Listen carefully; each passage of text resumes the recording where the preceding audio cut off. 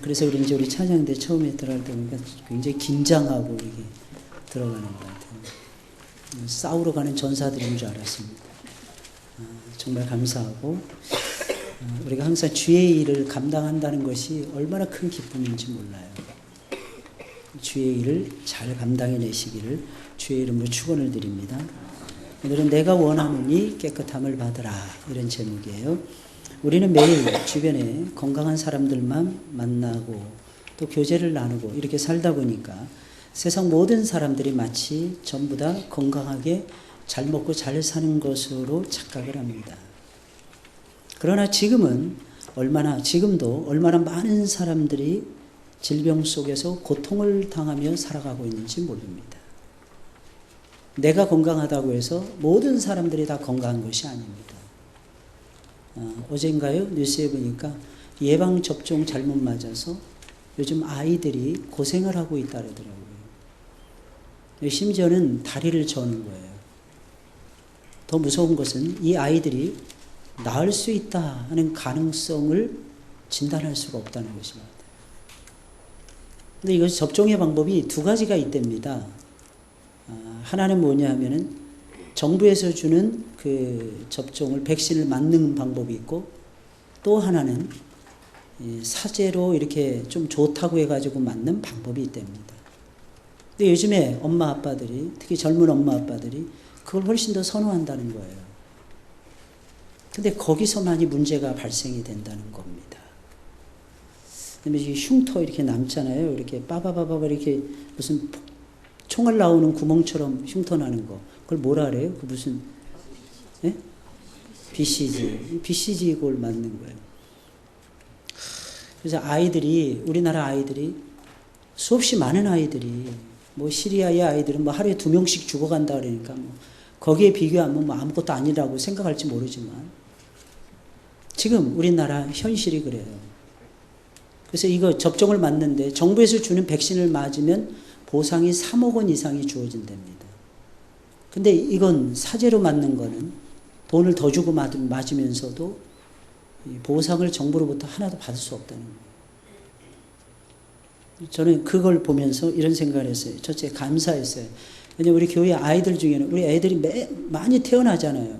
성장하는데 그런 어려움이 없게 해주셔서 정말 감사했고, 두 번째 마음은 그 아이들이 너무 불쌍한 거예요. 그 아이들은 날벼락 맞은 거 아닙니까? 날벼락. 여러분 생각해 보세요. 내 아이가 그런다고 생각을 해보세요.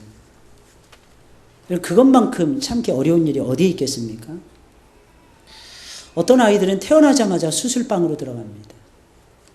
많이 봤어요. 큰 병원에, 소아과 병동에 가보면 그런 아이들이 부지기수입니다. 태어나면서부터 심장이 이상해서 조금 지나서 심장 수술. 한 번 하는 게 아니더라고요. 1년도 안 돼서 2번, 3번. 2년 되기 전에 또 한 번 또 하고, 뭐 7, 8살에 또 한 번 하고, 그렇게 살아가는 아이들이 우리 주변에 얼마나 많이 있는지 몰라요. 아직도 수많은 사람들은 질병에 시달리면서 치료를 받기 위해서 병원에서 줄을 서고 있습니다. 의료기술이 발달된 것은 사실입니다. 하지만 아직도 많은 사람들은 질병에 걸려서 신음하며 이 세상을 살아가고 있는 것입니다. 게다가 어떤 사람들은 고치기 힘든 불치병 내지는 난치병에 걸려서 날마다 낙심해요. 여러분, 내 질병을 고침을 받을 수 있다 이러면 소망이 생기겠죠. 근데 내 질병을 고침을 받을 수 없다고 생각을 해보세요. 몸만 망가지는 것이 아니라 영혼도 망가지더라고요. 여러분, 정신도 무너지더라고요. 날마다 낙심하더라고요. 날마다 좌절을 경험하고 날마다 절망하면서 괴로운 나날을 보내고 있습니다. 게다가 어떤 사람들은 정말 그 속에서 그 누구도 옆에 없어주는, 아무도 돌봐줄 수 있는 사람이 없는 채로 시간을 보내는 사람들이 우리 주변에 참 많다는 것입니다. 하나님이 우리에게 건강한 몸을 주셨습니까? 그러면 그 건강한 몸을 가지고 하나님을 열심히 섬기시고 사랑하시기 바랍니다. 왜? 하나님께서 귀한 몸을 나에게 주신 거니까. 두 번째, 병든 사람들을 돌보시면서 외면하지 마시고 그들의 문제가 또한 나의 문제라고 생각을 하시고 돌보면서 여러분 다른 사람들과 이웃 사랑의 정을 나누면서 살아가시길 주의 이름으로 축원을 드립니다. 우리가 믿는 예수님은 대부분의 시간을 그렇게 보내셨어요. 예수님은 생전에 3가지 사역에 집중하십니다. 첫째는 하나님의 말씀을 선포하는 사역을 예수님이 집중하셨어요. 그리고 예수님께서는 가르치는 사역을 집중하셨습니다. 하나는 프리칭, 설교하는 거죠. 두 번째는 가르치는 티칭이죠. 그리고 세 번째 사역이 굉장히 중요한데 예수님께서는 평생을 고치시는 사역을 하십니다. 사람의 영혼을 고쳐주시고 사람의 몸을 고쳐주셔서 하나님 앞에서 영적으로 아름다운 존재로 만들어주시고 또한 사회적으로도 쓸만한 존재로 예수님께서는 치료해 주시는 일에 예수님이 집중하셨다는 것입니다. 하나님이 가장 원하시는 것이 무엇입니까? 우리가 잃어버린 하나님의 형상을 회복하는 거예요. 그래서 우리의 영혼의 의사이신 예수님의 치료를 받고 잃어버린 하나님의 형상을 회복하는 것을 원하십니다. 이 세상에서 제일 큰 기적은 사람이 바뀌는 것이고 사람이 변화가 되는 것입니다. 하나님을 모르는 사람이 하나님 말씀을 어느 순간 되면 듣기 시작을 합니다. 원래 하나님 말씀은 잘 안 들려오게 되어 있어요. 왜냐하면 하나님 말씀은 천국의 언어이거든요. 그리고 우리의 말은 세상의 언어입니다. 맨날 세상의 소리만 듣고 살던 사람이 어느 날 교회에 와서 천국의 소리를 들으려고 하니까 이게 안 들려질 수밖에 없는 거예요. 게다가 우리가 세상에서 보내는 시간이 훨씬 더 깁니다. 그리고 와서 예배 드리는 시간이 짧습니다. 매주마다 예배 드렸다 할지라도 매년마다 예배 드렸다 할지라도 세상에서 보내는 시간하고 비교를 하면 이게 상대가 되질 않는 거예요. 익숙한 거예요. 그래서 여러분들 내려놓으셔야 돼요. 하나님 앞에 나오시면. 마음을 겸손하게 내려놓으셔야 돼요. 내가 오늘 시간에 은혜를 받겠습니다. 하나님 말씀 하옵소서 종이 듣겠나이다. 이 정신을 가지고 매주마다 하나님 앞에 나오지 아니하면 하나님의 말씀을 들을 수가 없습니다. 여러분들. 느헤미야 8장에 있는 말씀을 보면 이스라엘 백성들이 수문화 워터게이트의 광장에 모입니다. 근데 하나님 말씀 하나도 못 알아들어요. 여러분들. 이 사실을 우리가 기억하셔야 됩니다. 물론 그런 것도 있습니다. 그들은 오랜 동안 아람어를 썼어요. 근데 하나님 말씀은 하나님 에스라가 나무 강단에 딱 서서 들려주는 언어가 히브리어였어요. 여러분 그런 경우 종종 보죠. 외국에서 태어나서 외국에서 자란 한국 아이들 한국으로 옵니다. 그럼 그 아이들 말이 여러분 제대로 되는 아이들이 많습니까 여러분들? 거의 대부분 못해요. 거의 대부분 못해요. 영어를 한국말식으로 하고 한국말을 영어식으로 하는 아이들이 굉장히 많습니다. 못 알아들어요. 그런 아이들 앉혀놓고 수련회 하잖아요. 정말 미치고 환장합니다. 제가 옛날에 그런 아이들을 대상으로 설교해 본 적이 있었습니다. 한국말로. 또 영어를 조금 섞을 수도 없었어요. 왜냐하면 영어만 쓰는 아이들이 모인 곳이 아니었기 때문입니다. 영어를 전혀 못하는 아이들도 그 속에서 많이 있었어요. 와 정말 힘들더라고요. 그러니까 한마디 한마디 해석해 주면서 하려고 하니까 정말 괴롭더라고요. 답답하더라고요. 여러분 똑같습니다. 하나님 말씀은요. 하늘의 언어예요. 그래서 이 용어에 익숙해지셔야 돼요. 그래서 여러분들은 매일 성경을 보셔야 돼요. 매일 하나님의 말씀을 묵상하면서 사셔야 돼요. 그러면 신기합니다. 이게 이 어순이 하늘의 언어로 어순이 바뀌고 하늘의 용어로 우리의 언어가 바뀌어지기 시작을 합니다. 그렇게 살다 보면은 하나님의 말씀이 생동감 있게 들려져요. 하나님을 모르는 사람이 어느 날 하나님 말씀을 듣습니다. 하나님을 알아갑니다. 그리고 새 사람이 되는 기적이 일어납니다. 근데 이런 일들은 아무리 능력이 많고 지혜롭고 권세가 많은 사람도 감히 할 수 없는 일이라는 것입니다. 이러한 일은 누구만 할 수 있느냐? 누구만 할 수 있을까요? 예수 그리스도만이 할 수 있는 일입니다. 여러분 사람을 변화시키는 일은 아무나 할 수 있는 일이 아닌 것입니다. 어떤 사람이 예를 들어서 도박에 빠졌다고 치자고요. 저는 봤는데 사람이 죽어도 도박을 또 하더라고요. 도박으로 인해서 사람이 죽었어요. 그런데 한 몇 개월 지나니까 또 도박장에 또 가더라고요. 처음엔 제가 이렇게 우리 교회 집사님이었어요. 집사님 이거 그만두셔야죠. 갑자기 그것도 연세 많으신 할머니였어요. 남자가 아니라니까요. 여자분이었어요. 저는 그것만 해도 충격이었습니다. 가서 보니까 슬롯 머신 있죠. 그거 막 열심히 땡기고 계시는 거예요. 그러니까 제 얼굴을 보더니 소스라치게 놀라시더라고요. 근데 두 번째 제가 또 그 할머니 모시러 갔더니 그 다음부터는 목사님 여기 왜 오셨어요? 이러시더라고요. 무슨 뜻이겠습니까? 마음의 심장이 더 강팍해지는 거예요. 여러분 아십니까? 죄라는 거 처음에 지었을 때 빨리 돌아서야 돼요. 두 번, 세 번 반복하다 보면 그것이 나에게 익숙해집니다. 그래서 어쩌다가 한번 성경을 읽다가 회개하라 그러면, 왜 나한테 회개하라 그러지? 깨닫지를 못해요. 여러분, 이게 인생이라는 존재입니다.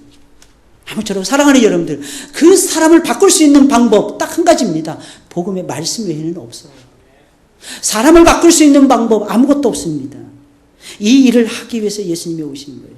여러분, 변화되기를 원하십니까? 예수님 믿으세요. 나를 바꿀 수 있고 나를 변화시킬 수 있는 분은, 세상의 나쁜 습관을 끊어낼 수 있는 분은 예수님밖에 안 계십니다. 새 사람 되기를 원하십니까? 주의 말씀에 귀를 기울이셔야 됩니다. 본문은 예수님께서 수많은 문둥병자를 불쌍히 여기셔서 고쳐주신 사건을 다루는 것이 아니라 단 한 명의 문둥병자를 고쳐주신 이야기예요. 세상 사람들은 많은 사람들에게 관심을 많이 기울입니다. 사람들이 많이 모이면 무조건 좋은 줄 알아요. 그러나 예수님은 달랐어요. 예수님은 한 사람에게 집중하셨어요. 예수님은 3년 반 동안 사역하시는데 예수님 많은 사람들과 많은 시간을 보내지 아니하셨어요. 예수님이 참 신기합니다. 12명의 당신의 선택받은 제자들과 시간을 보내세요. 여러분, 마태복음, 마가복음, 누가복음, 요한복음의 말씀을 읽어보세요. 더 신기한 거 말씀드릴까요? 예수님께서는 베드로와 요한과 야고보, 이 세 사람만 데리고 움직이실 때가 더 많았어요. 참 신기하지 않습니까? 12명의 제자들 가운데서 12명의 제자를 선택했으면 12명의 제자들을 다 우직하게 세워가셔야 되잖아요. 예수님은 안 그러셨어요. 예수님은 그 중에서 부류를 3단계로 나눕니다. 그 중에서 한 사람을 제외합니다. 참 신기하죠. 첫 번째 부류는 그저 순종하고 말씀이라면 최고로 알고 그저 순종하면서 하나님의 뜻을 이루고자 하는 부류. 두 번째 부류는 똑똑하고 잘난 부류. 스텝으로 쓰기에 너무너무 좋은 머리 좋고 명석한 부류들. 나다니엘이라든지 도마라든지 이런 사람들이 두 번째 부류에 속한 사람들이었어요. 세 번째 부류의 사람들은, 죄송합니다, 그 12명도 선발했는데 예수님 보셨을 때 있으나 마나한 사람들. 있어도 그만, 없어도 그만. 여러분들은 어느 부류에 속해 계십니까? 지금 예배를 드리고 있어요. 여러분들은 어떤 마음을 가지고 예배를 드리고 계십니까? 나는 첫 번째 부류인가? 아니면 두 번째 부류인가? 두 번째 부류는 따지기 좋아하고 이성적, 모든 게 다 이성적이에요, 여러분들. 근데 어느 목사님이 고백을 하시는데, 은퇴한 이후에 7년이 지난 다음에 고백을 하시는데, 제가 그 설교를 들으면서 충격 먹었어요. 이런 고백을 하시더라고요. 자기가 잘못한 것이 은퇴 이후에 생각이 나더랍니다. 오해하시면 큰일 나요. 한국에서 그래도 잘 나가시는 목사님이었고 큰 교회 담임하신 목사님이었고 세상 사람들이 봤을 때는 목회로 성공하셨다는 분입니다. 고백을 하시더라고요. 자기는 너무 이성적으로 목회했다. 자기는 너무 논리적으로 목회했다. 그래서 하나님 앞에 나중에 회개가 되더라고요.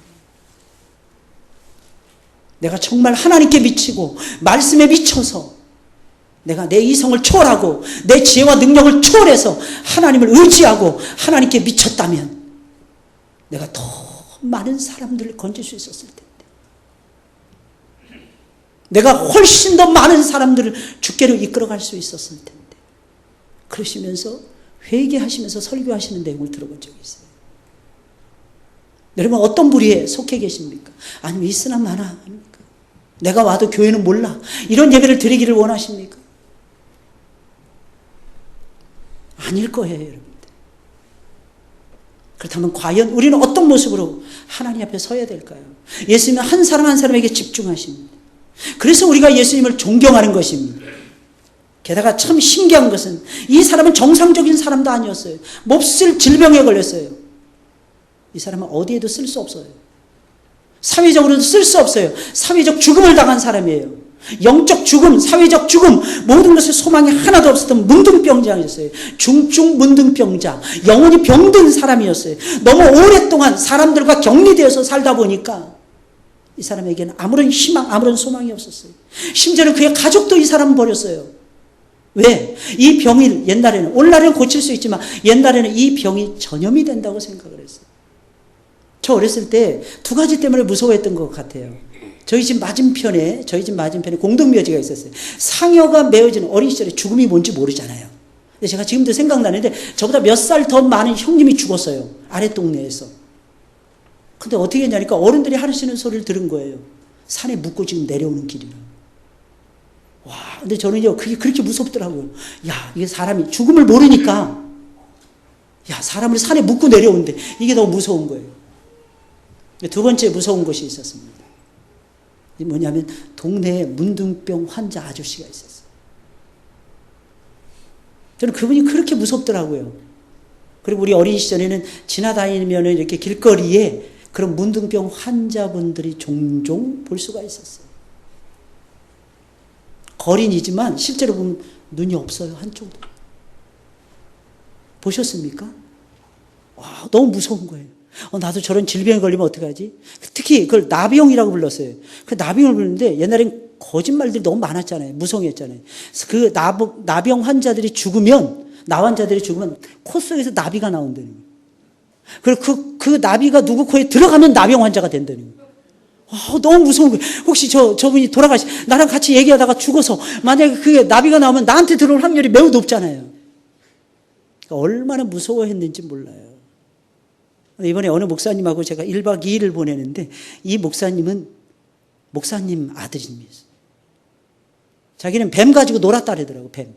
뱀 잡으러 갔대요. 왜 뱀 잡으러 다니니까 아빠가 목사님이 가난해서 용돈을 안 주시니까 뱀 잡아가지고 팔려고 동네 뱀 좋아하는 아저씨들이 그렇게 많았대요.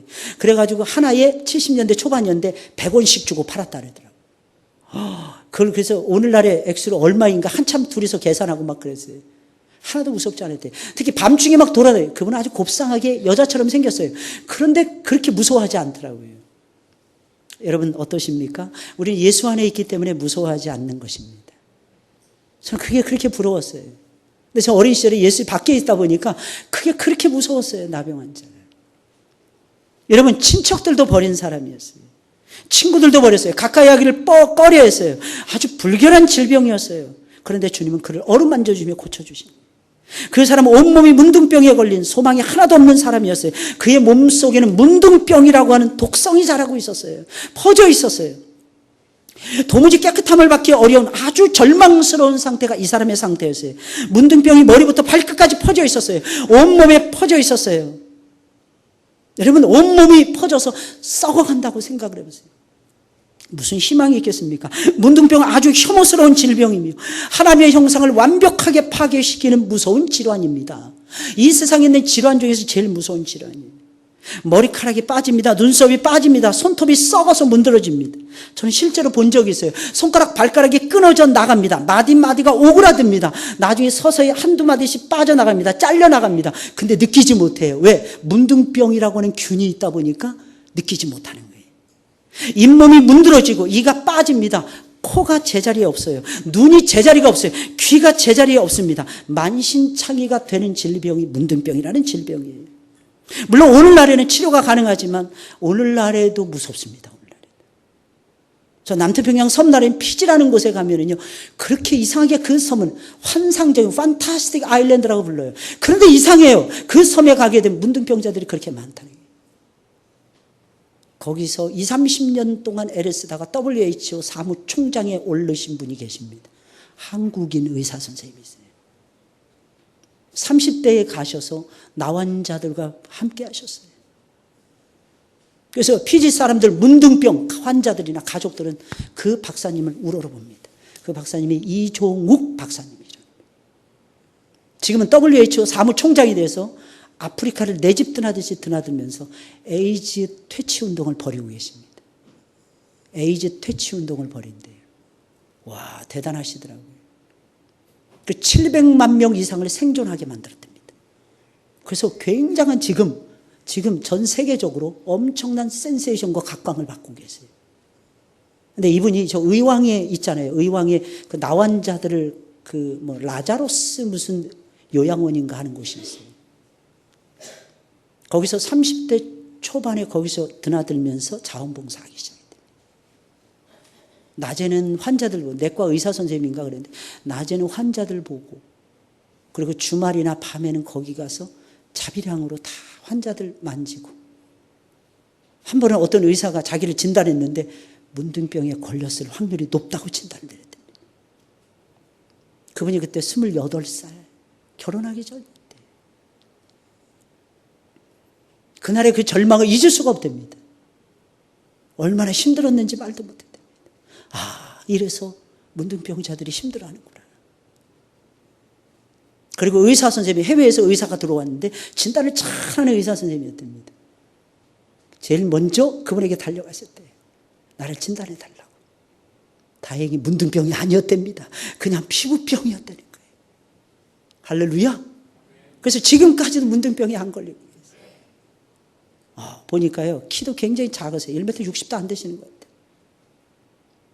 외국인, 특히 외국 사람들과 같이 서 있으면 이분은 완전히 반밖에 안 되더라고요. 난장이도 그런 난장이가 없더라고요. 그런데 이분이 WHO 사무총장의 자리까지 올라가시고. 왜? 이런 사람들하고 함께. 처음에는 비교가 되지 않았답니다.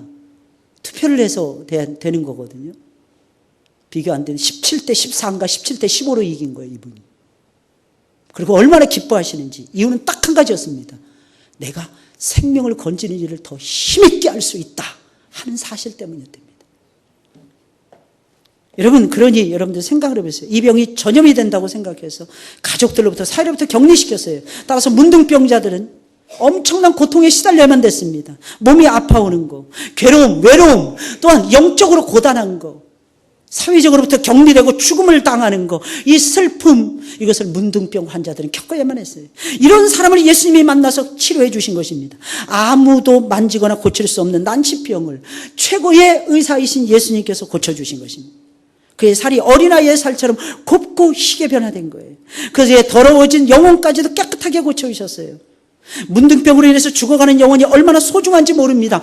그 사람을 고치심으로 사람들은 깨달았을 것입니다. 아무도 고칠 수 없는 어떠한 영육의 질병도 예수님 앞에 나아가면 예수님이 고쳐주실 수 있어. 사람들은 그것을 깨달았다는 거예요. 사실 사랑하는 여러분들, 우리들이 문둥병 환자들이 아니겠습니까? 우리 안에는, 우리의 힘과 지혜로는 어떻게 할 수 없는, 도무지 어떻게 할 수 없는 무서운 죄악들이 항상 가득 차 있어요. 우리의 속이 얼마나 좁아 터져 있는지 모릅니다. 우리의 마음이 얼마나 쉽게 낙심이 되는지 모릅니다. 우리의 생각이 얼마나 연약에 빠져 있을 때가 많이 있는지 모릅니다. 그것을 고쳐줄 수 있는 분은 예수님밖에 안 계십니다. 하나님을 사랑한다고 하면서도 우리가 은밀하게 죄를 지을 때가 얼마나 많이 있는지 몰라요. 여러분, 놀라지 마세요. 여러분, 우리 기독교인들의 도덕성이 땅에 떨어졌다는 보고서가 계속해서 올라오고 있습니다. 조금 먹고 살만하니까. 남자는 여자를 좋아하고 자기 아내만 좋아하면 상관이 없는데, 여자는 자기 남편 아닌 다른 남자를 좋아하고, 이러면서 살아가고 있어요. 평소에 수십 명의 여자하고 결혼한 한 남자가 인터뷰를 했다는 거 아니겠습니까? 한 30몇 번 결혼했답니다. 정식으로 결혼만. 근데 그 사람의 기자가 찾아서 물었답니다. 당신은 다시 인생이 주어진다면 몇 번 결혼하시겠습니까? 왜 기네스북에 올릴 정도였습니까? 그 사람 하는 말, 나는 눈물을 뚝뚝 흘리면서 그 사람을, 나는 평생에 잘못하며 살았습니다. 나는 한 여자하고 결혼할 것입니다. 수십 명의 여자하고 결혼해봤지만 만족함이 없었습니다. 내가 왜 그렇게 살았는지 후회가 됩니다. 여러분, 내 남자가 최고고 내 여자가 최고 아닐까요? 월급 따박따박 갖다주는 내 남자가 최고지, 멋있는 옆집 아저씨는 아무것도 아닌 거예요. 나하고 전혀 상관이 없는 존재. 좀 간혹 가다가 이상한 밥을 지어준다 할지라도 여러분들, 내 여자가 최고라는 것입니다. 할렐루야. 좀 그런 믿음 속에서 여러분들 바라보셨으면 좋겠어요. 하나님을 사랑한다고 하면서도 은밀하게, 음란하게 죄를 범하는 것이 얼마나 많은지 몰라요. 우리는 마땅히 고침을 받아야 되는 죄의 본성을 가지고 사는 불치병 환자들입니다. 우리를 치료하고 변화시킬 수 있는 분은 오직 예수 한 분밖에는 안 계십니다. 주님만이 나를 고칠 수 있어요. 할렐루야. 주님만이 나를 변화시킬 수가 있는 것입니다. 그럼 여기 나오는 문둥병 환자는 어떻게 자신의 불치병을 고칠 수가 있었던 것입니까? 가만히 앉아있는데 예수님이 찾아오셔서 고쳐주셨습니까? 아니었어요. 그는 예수님 앞에 나아갑니다. 그는 나아갈 수 없는 문둥병 환자였어요. 그런데도 예수님 앞에 나아갑니다. 우리도 마찬가지죠. 전도하다 많은 사람들이 이야기합니다. 나는 너무너무 많은 죄를 지어서 하나님 앞에 나아갈 수 없는 죄인이라고. 우린 그때 그 사람이 가르쳐줘야 돼요. 그래서 하나님 앞에 나와야 된다. 이 사람 보세요. 하나님 앞에 나아갑니다. 그리고 말합니다. 주께서 원하시면 저를 깨끗하게 하실 수 있나이다. 간구했기에 고침을 받을 수가 있었던 거예요. 본문 2절입니다. 한 문둥병자가 나와 절하고 가로되 주여 원하시면 저를 깨끗게 하실 수 있나이다 하거늘. 여러분, 다른 문둥병자들은 아무도 예수님 앞에 나아갈 생각조차 못하고 있을 시절이었어요. 왜? 예수님께서 이때까지만 해도 그 어떤 문둥병자도 고쳐주신 적이 없었습니다. 다른 사람 고쳐주세요. 열병도 치료해 주셨어요. 중풍병자도 고쳐주셨어요. 그런데 예수님 문둥병자 고쳐준 적은 없었습니다. 근데 이 사람 나아가는 거예요. 여러분, 우리는 이렇게 생각하죠. 뭐든지 전공 찾아가잖아요. 여러분, 만약에 심장이 이상해, 그럼 심장 전문의를 찾아가잖아요. 머리가 이상하다, 뇌신경 전문의를 찾아가게 돼 있잖아요. 배 아프다, 그럼 거기에 맞는 의사 선생님을 찾게 돼 있잖아요, 여러분들. 근데 이 사람은 그렇게 생각하지 않았어요. 예수님은 만인의 의사라고 생각하고 있었어요. 만병을 치료하실 수 있는 능력자라고 생각한 것인 것입니다. 여러분들에게 이 믿음이 있기를 주의 이름으로 축원을 드립니다. 우린 참 이상해요. 옛날에는 하나님이 나와 함께 해서 나를 고쳐주셨다는 거예요. 그래서 맨날 지나간 이야기를 맨날 일삼을 때가 너무 많아요. 지금 체험하세요. 지금. now, 지금이에요. 오늘 이 시간에 은혜 받으시고 지금 이 시간에 새로워지시기를 예수님의 이름으로 축원을 드립니다. 왜 그 생각을 할까요? 옛날에는 고쳐주셨다는 거예요. 옛날엔 작은 거라는 거예요. 이제 너무 큰 거라는 것입니다. 예수님이 어떻게 할 수 없는 일이라고 착각하는 것입니다. 여러분, 그럴까요? 나에게 큰 문제지 하나님 앞에서는 아무것도 아니라니까요, 여러분들. 심지어는 나이도 중요하지 않습니다, 여러분들. 연세 많으신 어르신들 꼭 들으시길 바랍니다. 나는 죽는 그날까지 모세처럼 아론처럼 강건하길 내가 원합니다. 그리고 기도하시면서 나는 강건하게 될 줄로 믿습니다. 고백하시면서 살아가셨으면 좋겠어요. 괜히 이렇게 생각하지 마세요. 우리 아버지가 60세에 돌아가셔서 나도 60되기 전에 죽을 거야. 그럼 죽습니다. 왜? 우리는요, 내 입술의 열매를 따먹고 살거든요. 예수님 말씀하셨습니다. 너희가 말하는 그대로 내가 이루어 줄 것이니라. 할렐루야. 이 말이 굉장히 중요하다니까요, 여러분들. 어떤 질병, 어떤 문제, 어떤 어려움이 있어도 예수님께서는 뛰어넘을 수 있도록 역사해 주신다는 것을 믿으세요, 여러분들. 이 문둥병자는 그렇게 했어요. 이 사람이 예수님 앞에 나오는 것은 쉬운 일이 아니었어요. 왜? 이 사람은 육신만 망가진 게 아니었어요. 정신, 영혼 몽땅 다 망가졌어요. 천형이라고 여기고 있었어요, 사람들이. 하나님 앞에 나가지도 못하게 했어요. 예수님 앞에 나가지 못했어요. 사람 근처에도 못 가게 했어요. 그때 당시 사회법이. 그래서 여러분 기억하셔야 돼요. 구원. 이것은요, 모든 것을 초월해야 됩니다, 여러분. 간혹가다 이러시는 분들이 계십니다. 이슬람권에서 선교사님들이 살아남기 위해서 어떤 때는 위장을 하고 들어갑니다. 근데 사람들이 이야기합니다. 그 정직하지 못하다고. 참 미련해요. 자기만 정직한 줄 알아. 영혼을 살리는 데는요, 모든 법을 초월할 줄 알아야 돼요. 여러분, 이 사실을 기억하셔야 됩니다. 한 영혼을 건지기 위해서는 예수님 목숨도 내려놓으시고 하늘의 보좌도 포기하시고, 그리고 예수님께서는 율법 아래 그대로 순종해 가시잖아요. 여러분, 그 힘이 어디서 나온 것입니까? 영혼을 향한 사랑하는 마음. 그래서 사우디아라비아 같은 나라는요, 1년에도 수십 명씩 순교를 당해요, 여러분들. 미국하고 친하고 서방 세계하고 친하니까 그것이 노출이 안 될 뿐이지. 전 세계에서 사람들 순교자를, 기독교인을 순교시키는 제일 큰 나라가 사우디아라비아라고 합니다.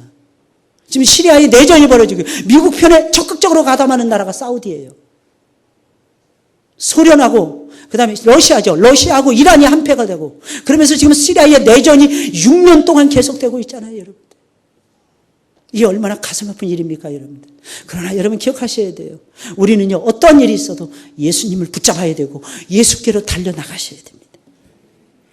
그런데도 이 사람은 예수님 앞으로 나아갑니다. 왜요? 예수님만이 고쳐주실 수 있다는 믿음이 있었기 때문입니다. 이것은 작은 믿음 아니에요. 엄청나게 큰 믿음입니다. 오늘날 사람들이 예수님에게 나오지 않는 이유가 무엇입니까? 아주 간단해요. 예수님 앞에 나와도 소용이 없다고 생각하고 소용이 없다고 믿기 때문입니다. 여기 나오는 문둥병은 달랐어요. 문둥병자는 비록 모든 사람들이 접촉하기를 싫어하고 꺼려하는 천형을 앓고 있었지만 예수님 앞에 나아가면 예수님이 고쳐주신다고 믿었던 것입니다. 이것이 강한 믿음이 아니고 무엇이겠습니까? 여러분들에게도 그 믿음이 있었으면 좋겠어요. 여러분, 신앙은요, 어떻게 보면 굉장히 단순합니다. 하나님만 끝까지 붙잡는 거예요. 내 주 예수 그리스도만 쳐다보는 것입니다. 내 주 예수 그리스도의 은혜만을 갈망하는 것입니다, 여러분들. 제발 여러분들 그렇게 살아가시길 주의 이름으로 축원을 드립니다. 도대체 그럼 이런 믿음이 어디서 나온 걸까요? 분명히 하나님의 말씀을 들으면서 나왔을 것입니다. 그는 예수님이 귀신을 쫓아내고 병든 자들을 고쳐주신다 소문의 말씀을 들었던 것입니다. 그 소문의 말씀을 듣고 예수님께로 나왔을 것입니다. 여러분, 그래서 좋은 소문을 만들어내야 돼요. 좋은 소문이 이래서 중요한 것입니다. 좋은 소문을 만들어내는 여러분들이 되시길 주의 이름으로 축원을 드립니다. 아까도 말씀드렸죠. 사람은 말한 대로 된다니까요. 말한 대로. 여러분, 솔로몬도 다윗이라는 사람이 하나님을 얼마나 사랑했습니까? 그가 하나님의 성전을 짓기 위해서 모든 걸 다 만반의 준비를 다 했어요. 자기가 전쟁을 해서 싸우고 거두어들인 모든 전리품들을 하나님의 곳간에다 다 넣어뒀어요. 딱 목적은 딱 한 가지. 하나님의 전을 지어서 바치고 싶은 열망 때문이었습니다. 근데 하나님이 어느 날 나한테 너는 못 짓는다. 너는 전쟁터에서 수많은 사람들 너무 많이 죽였기 때문에 왜냐하면 너만 살리는 것이 아니라 너의 민족만 살리는 성전이 아니라 이방 민족도 살리는 성전이기 때문에 너는 안 된다. 근데 솔로몬이요 성전을 짓고 봉헌합니다. 자기가 왕이 되고 10년 만에 자기가 제위에 오른 지 4년째부터 성전을 짓기 시작하는데 정확하게 7년 만에 성전을 봉헌합니다. 성전 딱 봉헌하는데 솔로몬은요 자기 아비의 허물을 말하지 않아요. 하나님의 뜻이 있어서 우리 아버지가 열심히 있었지만 준비만 하셨고 나는 그것을 가지고 하나님께 드리고 있나이다.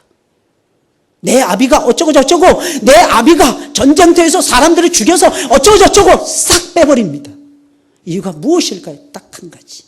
하나님의 뜻을 이루는 그 과정에서 우리 아빠가 쓰임받았고 나 역시도 그렇게 쓰임받는다는 이 사실을 솔로몬은 확실하게 믿었기 때문이고 무엇보다 좋은 소문이 좋은 믿음을 만들어내고 좋은 소문이 선하고 아름다운 역사를 만들어낸다는 것을 솔로몬이 알았기 때문입니다. 우리는 정직하게 산다고 이야기합니다. 근데 내가 하는 것이 실체가 아니면 어떻게 하겠습니까? 내가 보긴 보죠. 내가 봤을 땐 분명히 동그라미예요. 근데 옆에서 보니까 세모더라는 거예요. 나는 동그라미라고 열심히 내가 본 거 분명히 동그라미라고 얘기합니다. 내가 보기엔 분명히 붉은 색깔이라고 이야기합니다. 옆에서 보니까 파란색이에요. 내가 본 것이 확실한 것이 아니에요. 여러분 과연 우리는 무슨 말을 하면서 살아야 될까요? 하나님이 기뻐하시는 좋은 소문. 아마 예수님께서는 모든 사람들을 다 고쳐주시지 않았을 거예요. 그렇잖아요. 엘리야가 그랬듯이 엘리사가 그랬듯이 모든 환자들을 다 고쳐주시지는 않았을 것입니다. 그러면 사람들은 생각할 수 있잖아요. 예수님이 모든 병자를 다 고치는 것은 아니야. 근데 사람들은 말한 거예요. 예수님이 우리 가운데 오셔서 하나님의 아들이신데 그분은 분명히 하나님의 아들이신데 귀신을 쫓아내고 병든 자를 고쳐주셨어. 어떤 사람에게 역사가 일어났고 어떤 사람이 역사가 없었다는 것입니다. 그런데 동일하게 그들은 다 믿었던 거예요. 하나님 앞에 나가면 예수님 앞에 나가면 고침을 받는다니. 이 소문을 듣고 고침을 받는다니. 게다가 이 사람은 그 전까지는 예수님이 단 한 명의 문둥병자도 고쳐주신 적이 없었는데도 불구하고 주님 앞으로 달려나가서 담대하게 나가서 간구하고 있었다는 거예요. 뭐라고 간구하고 있었습니까? 주여 원하시면 저를 깨끗게 하실 수 있나이다. 이 무슨 말이겠습니까? 주님이 원하시기만 하면 주님이 나를 고쳐줄 수 있는 능력 주님에게는 다분히 있습니다. 충분히 있습니다. 넉넉하게 있습니다. 그런데 한 가지 주의 뜻이어야 내가 고침을 받습니다. 주님은 다 고칠 수 있어요. 근데 주의 뜻이 아니기 때문에 안 고쳐주시는 거예요. 그래서 이 사람은 구합니다. 주께서 원하시면 나를 깨끗게 하실 수 있나이다. 주님에게는 충분히 나를 고칠 수 있는 능력이 있나이다. 제발 나를 고쳐주세요. 얼마나 확실합니까? 얼마나 간절합니까 여러분? 얼마나 많은 사람들이 기도는 하는데 역사를 체험하지 못하고 있는지 몰라요. 왜 그런 줄 아십니까? 기도한 이후에 믿어야 되는데 믿지 못해서 그런 거예요. 열심히 기도한 다음에 집에 돌아갈 때 외치는 거예요. 하나님이 이 문제는 천천히 들어주실 것 같아. 이건 들어주기가 진짜 힘든 기도 제목이야. 다른 사람들은 천일을 기도해서 기도응답 받았대. 여러분 그러십니까? 아니에요. 복음에는요 한 방이 있어요. 한 방이. 하나님 우리가 죽을 것 같죠? 하나님께서 내려오셔서 살짝만 건드리시면 우리가 살아납니다. 전 많이 봤어요 여러분들. 이게 인생이더라고요. 하나님의 뜻이면 살게 되어 있어요. 내가 기도했어요. 그러면 믿어야죠. 하나님이 응답을 주십니다. 할렐루야. 좀 믿음을 가지세요. 이 체험을 하셔야 돼요. 여러분 두 가지에서 체험하셔야 돼요. 첫째는 예배 속에서 내가 왕창 믿어야 돼요. 두 번째는 무엇입니까? 삶 속에서 체험하셔야 돼요. 삶 속에서 하나님의 능력이 나타난다니까요. 주님이 원하시기만 하면 얼마든지 고칠 수 있습니다. 이것이 문둥병자의 크고 강한 믿음이었어요. 이 말을 들은, 이 강구를 들으신 주님 어떻게 대처했습니까? 그의 몸에다 손을 갖다 대시면서 예수님 말씀하십니다. 내가 원하느니 깨끗함을 받으라. 와, 예수님 대단하세요. 이 무엇입니까? 손을 갖다 대는 건 무엇입니까? 우리는 안수하면 능력이 흘러가는 줄로 생각하잖아요. 근데 고대에는요, 이스라엘은 반대로 생각했어요. 짐승에다 안수를 합니다. 짐승에다 왜 안수를 합니까? 짐승의 죄를, 내 죄를 짐승에게 전가시키기 위해서 안수하는 거예요. 근데 이 사람은 예수님 앞에 손을 댈 수가 없었어요. 왜? 자기가 문둥병 환자니까 예수님이 손을 대는 거예요. 다른 성경에 보면 예수님이 손댄 사람이 있고 안 된 사람이 있어요. 잘 보세요, 여러분들. 아무나 다 안수해서 이렇게 고쳐주시는 것이 아니라는 거예요. 이 사람의 죄를 예수님이 거두어 가시는 거예요. 그러면 이 사람의 제일 큰 문제는 어떤 문제였을까요? 예수님이 뭘 보느냐? 사람의 영혼을 먼저 보세요.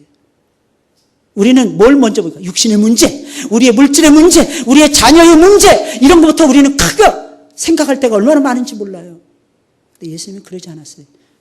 영혼의 문제, 영혼의 문제. 그래서 예수님은 그의 죄를 먼저 치료해 주시고 그의 죄를 거두어 가시는 거예요. 그러면서 예수님 말씀하시는 것입니다. 내가 원하는 이 깨끗함을 받으라. 이 말이 무슨 말이겠습니까? 그래, 내가 원하니 나도 원한다. 내가 얼마나 내가 변화되기를 원했는지 몰라. 나는 내가 새 사람 되기를 얼마나 고대했는지 몰라. 내가 이 땅에 태어나기 전부터 내가 원했어. 내가 만세 전에 너를 알았느니라. 그리고 이 날을, 너를 만나는 이 날을 내가 기다리고 또 기다렸느니라. 당연히 내가 원하지. 너는 어서 깨끗함을 받고 나의 사람이 되거라. 예수님의 응답이었습니다. 얼마나 감동적이고 생명력 있는 말씀입니까? 왜 우리는 내 안에 있는 문둥병을 고치지 못하는 것입니까? 예수님 앞에 나아가지 못해서. 왜 나아가지 못하는 것입니까? 간단해요. 주님께 나아갈 수 있는 믿음이 없기 때문에. 그저 우리는 육신의 문제만 매달려 있어요. 물론 육신의 문제를 가지고도 나아가셔야 됩니다. 제일 큰 문제, 내가 영적인 문둥병자라는 거예요. 내 마음이 썩고 있잖아요.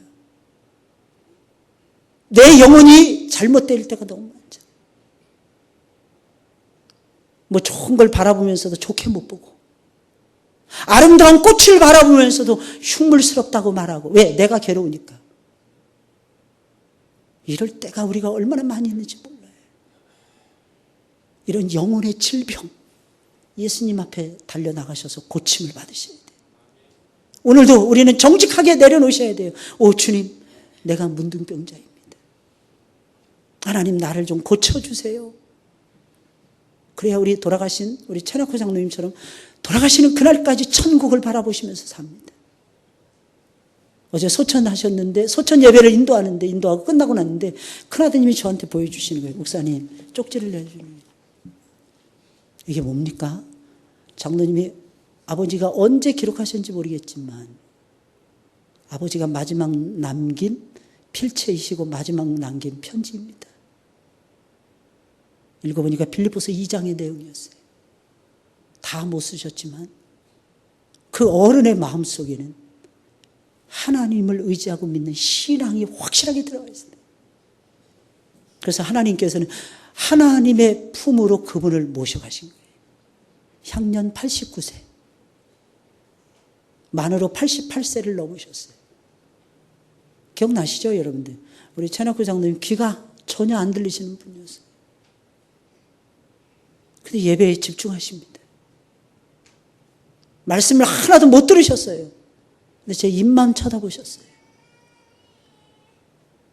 끝나고 납니다. 식사하신 다음에 지하 2층으로 홀로 내려가셨어요. 왜? 아무하고도 대화할 수가 없으니까. 귀가 안 들리시니까. 하나님과 교제하시고 혼자 성경 보시면서 홀로 기도하시고,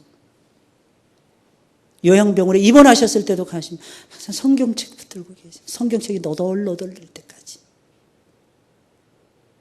그분은 평생을 선한 싸움을 싸우시다가 주님 품에 가신 분입니다. 우리 교회는 감사하셔야 돼요. 그런 어른이 우리 교회에 계셨다는 거예요. 저는 얼마나 감사한지 몰라요. 어제 아마 제가 소천 예배 인도하면서 제일 길게 했을 거예요. 나중에 시간 보니까 시간이 꽤 지났더라고요. 저도 몰랐어요. 우리는 기억하셔야 됩니다. 내 영혼이 어떤 모습인가. 세상적으로 잘 나간다고 해서 영적으로 잘 나가는 것이 아닙니다. 세상에서 인정받는다고 해서 하나님 앞에 인정받는 것이 아닙니다. 여러분들. 이 사실 기억하셔야 돼요. 별개의 문제예요. 여러분들. 물론 세상에서 인정받고 하나님 앞에서도 인정받을 수 있을 것입니다. 비례하지 않습니다. 그럼 우리는 고침을 받고 깨끗함을 받은 후에는 어떻게 살아야 될까요? 이게 중요합니다. 어떤 문제가 해결이 되고 어떤 남자를 만나고 어떤 여자를 만나서 우리는 동화 속의 이야기처럼 그 다음에는 그 두 사람이 행복하게 살았더라. 지지고 볶고 싸우고 1년도 못 가서 이혼했는지 어쩐지 우리는 아무도 모릅니다. 왜? 동화책의 이야기가 다 그렇게 끝나니까. 그래서 그런지 우리는 고침을 받고 하나님의 능력을 체험하고 이걸로 우리의 인생을 마감 지을 때가 너무나 많아요. 잘못 살고 있는 것입니다.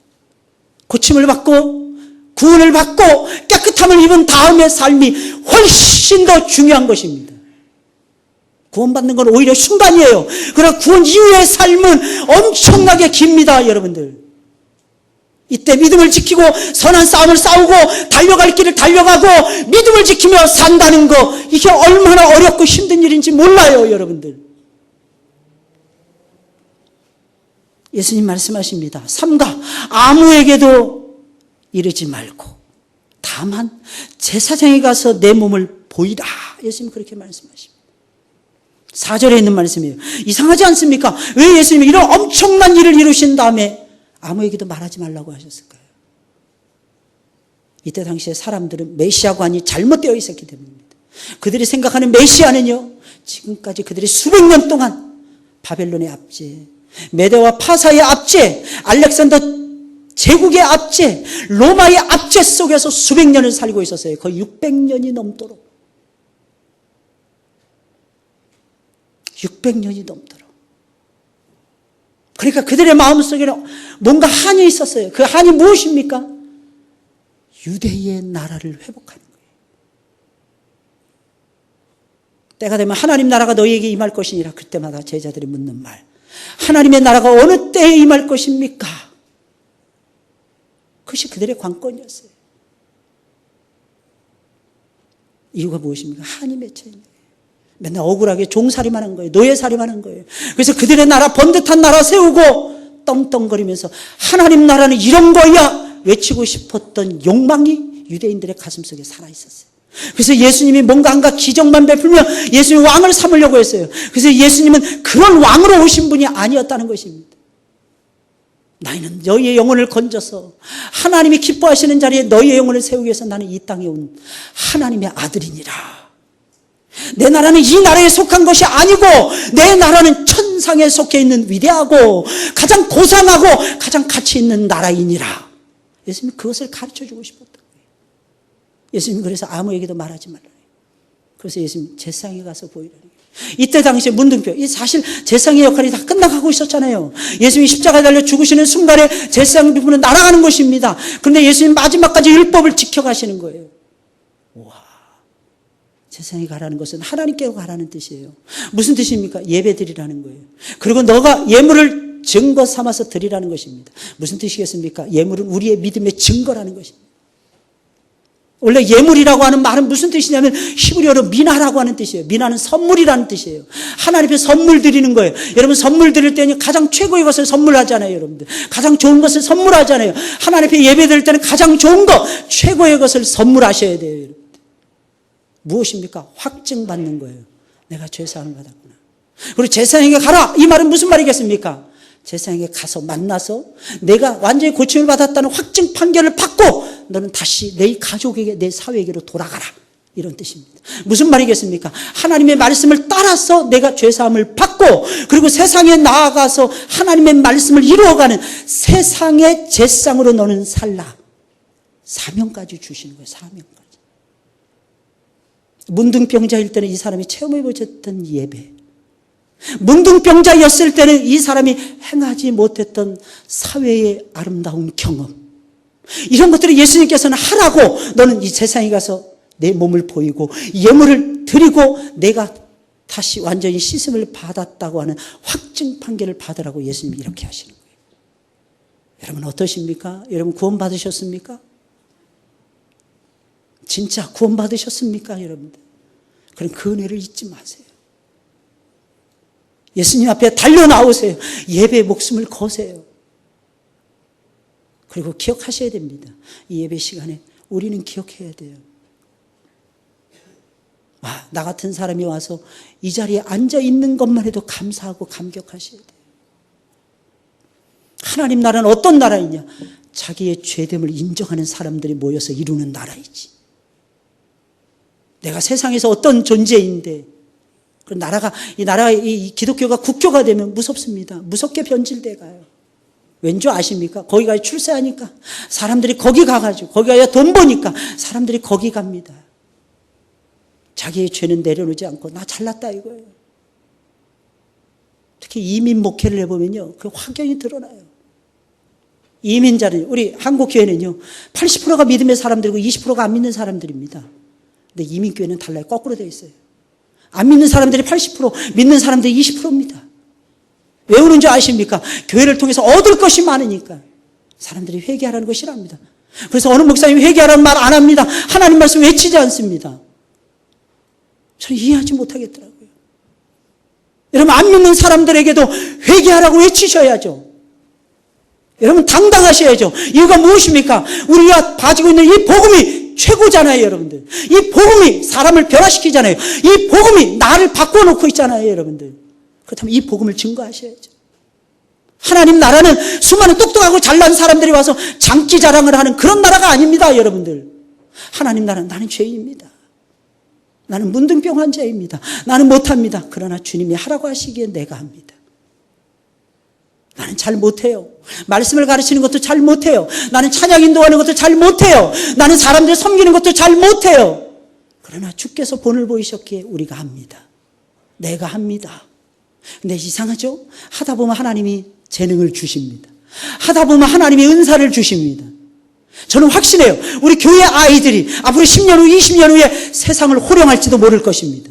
저는 확신해요. 이유가 무엇인 줄 아십니까? 우리 아이들이 예배드리고 있잖아요. 우리 아이들이 태어나기 전부터 예배드리고 있잖아요. 하나님의 말씀을 귀담아 듣고 있잖아요. 자신이 죄인이라는 걸 알잖아요. 그리고 하나님이 원하시는 삶을 살기 위해서 애를 쓰잖아요. 어렸을 때부터. 그리고 사람들 앞에 서잖아요. 죄인인데도 불구하고, 부끄러운데도 불구하고. 그런 사람들이 사회의 리더가 되지 않으면 누가 리더가 되겠습니까? 저는 확신해요. 우리 아이들이 세상을 호령하는 호랑이 같은 아이들이 되도록, 사자처럼 표효하는 하나님의 종들이 되도록. 그러나 여러분들 기억하셔야 됩니다. 시작은 나의 죄됨을 인정하는 데서부터. 할렐루야. 내려놓으세요. 나는 죄인입니다. 고백하세요. 그때 은혜가 쏟아지게 되는 거예요. 하늘이 열리는 거예요. 기적은 이렇게 나타나는 거예요. 그럼 그 삶은 주께서 책임져 주십니다. 할렐루야. 좀 이 믿음 가지고 좀 살자고요. 우리 찬송 부르겠습니다.